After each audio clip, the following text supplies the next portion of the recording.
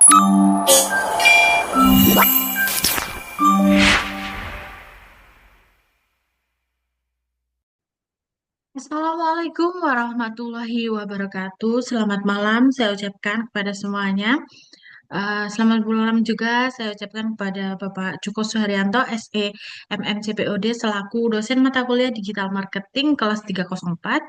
Perkenalkan, nama saya Dewi Masluhatul Umah dengan NIM 2302010100265.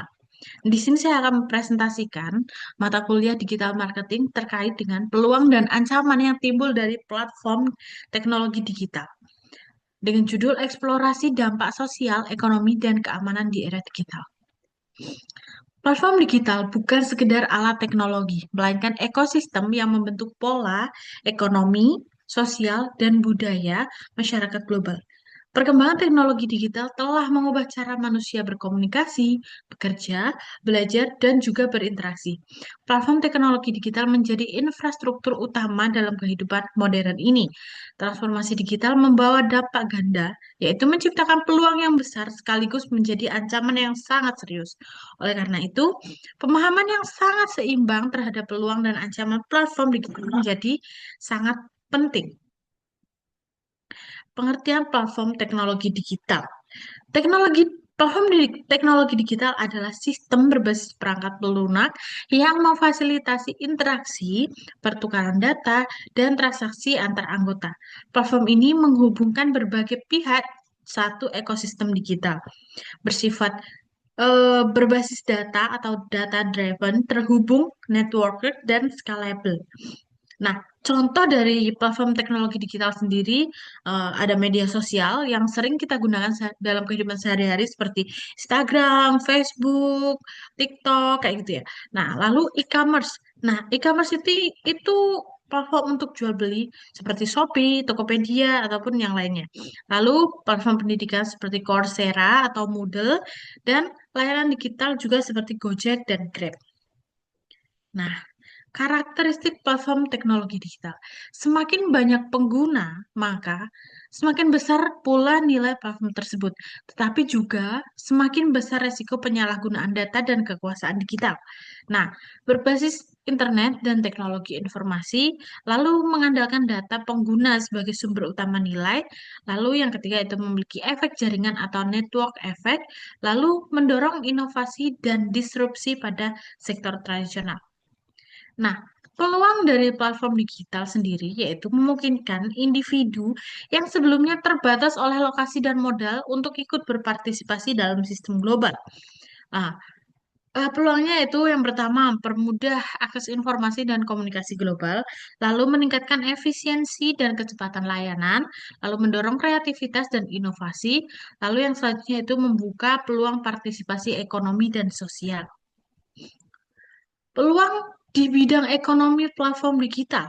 Nah, platform digital sendiri berperan sebagai katalis pertumbuhan ekonomi, terutama bagi sektor informal dan usaha kecil. Yang pertama, munculnya ekonomi digital dan ekonomi kreatif. Yang kedua, UMKM dapat menjangkau pasar nasional dan internasional. Lalu, biaya promosi dan distribusi lebih murah. Lalu, yang selanjutnya itu munculnya lapangan kerja baru berbasis digital, seperti freelancer, content creator, ataupun driver online yang sedang marak ada di Indonesia.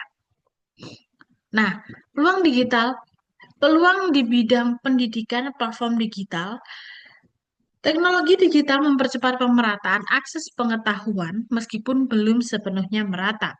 Akses pendidikan tidak lagi terbatas oleh ruang dan waktu. Pembelajaran dari memungkinkan fleksibilitas bagi pelajar dan juga pekerja.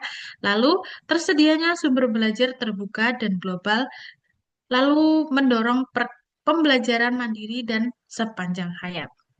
Nah, peluang platform digital di bidang sosial dan budaya. Platform digital menjadi alat pemberdayaan sosial jika digunakan secara positif dan juga bertanggung jawab. Memperkuat jaringan sosial dan komunitas, mempermudah penyebaran informasi sosial dan juga kemanusiaan, lalu meningkatkan partisipasi publik dalam isu sosial, dan juga mendukung kampanye kesadaran dan advokasi digital. Nah, Tapi di antara peluang-peluang tersebut ada ancaman. Ancaman platform digital tanpa pengawasan dan literasi digital, platform justru dapat memperparah ketidakadilan sosial. Yang pertama, yaitu penyalahgunaan data dan pelanggaran informasi.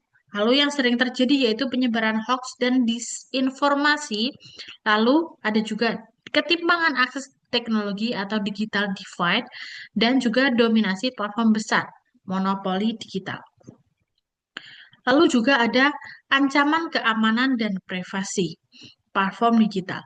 Data yang kita gunakan sebagai untuk pendaftaran pada platform digital menjadi aset yang bernilai tinggi sehingga rawan disalahgunakan jika tidak dilindungi dengan regulasi yang kuat.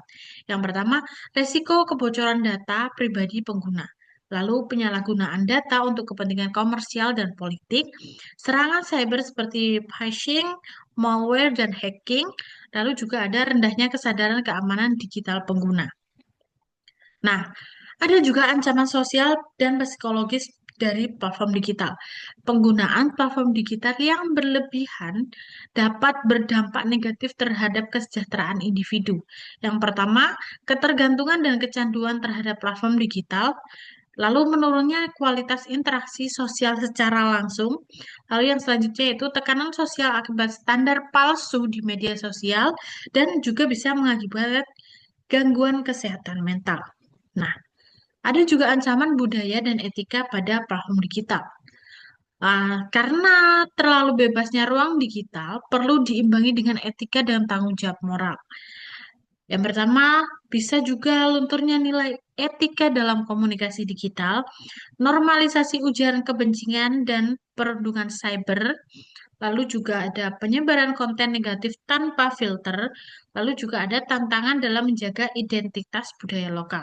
Nah, apa sih upaya untuk mengoptimalkan peluang dan meminimalkan ancaman?